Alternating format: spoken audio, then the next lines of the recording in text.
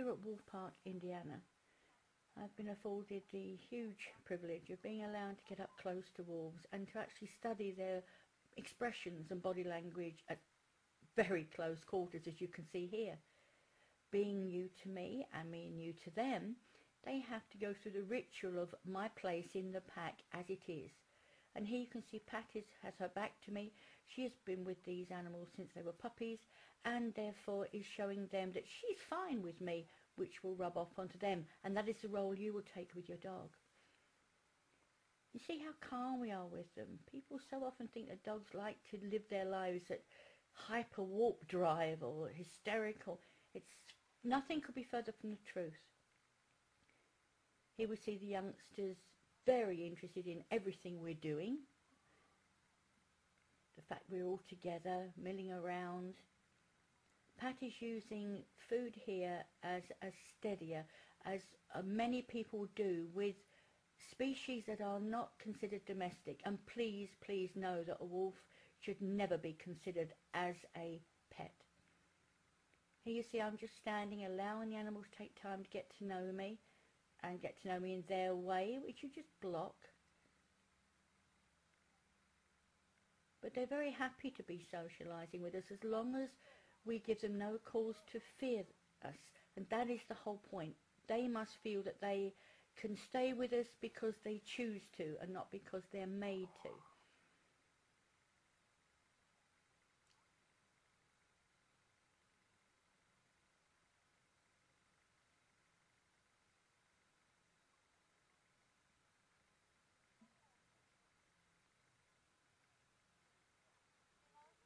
See here, one individual is leaving, had enough, wants to go back to quiet life. That's fine. Nobody at the park will make them do otherwise.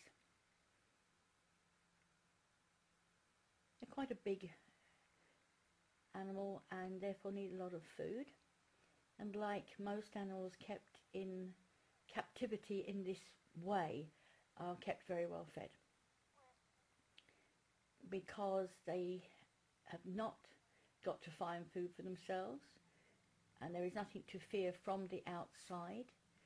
They show a lot of behaviour that we need to see, but equally we don't get a full picture because these things are removed from them. You see 3 wolves here. The one furthest from us is actually the alpha male, who stayed there the whole time we were in the enclosure. Looks quite calm and serene, but nobody attempted to go to him very wisely, because they will lay still and watch, protecting his family, allowing them to say hello to us, but just making sure they're safe.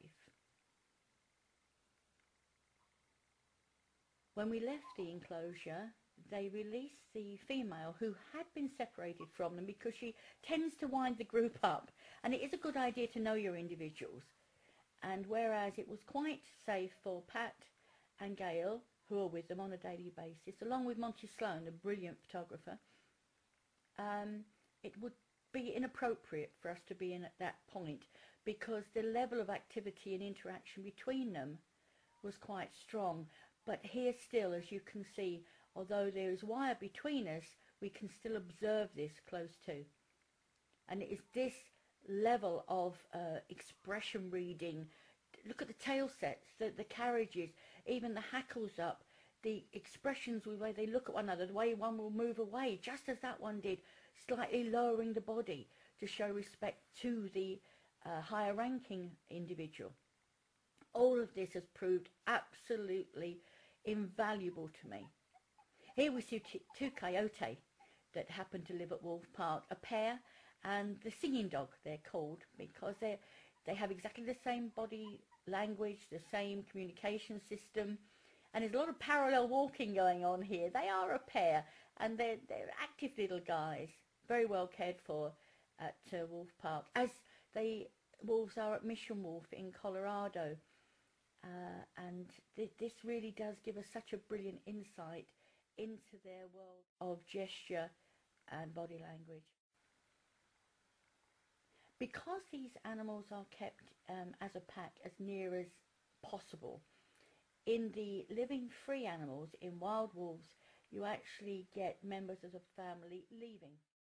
As at Wolf Park they try to keep a pack together, they have to recognise and accept that the pack dynamic will change because of the lifespan of a wolf.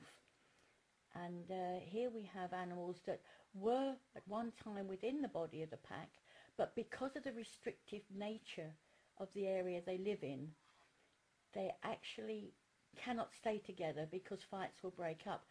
The natural process for free-living wolves, canines, is for them to leave, to move on and create their own families.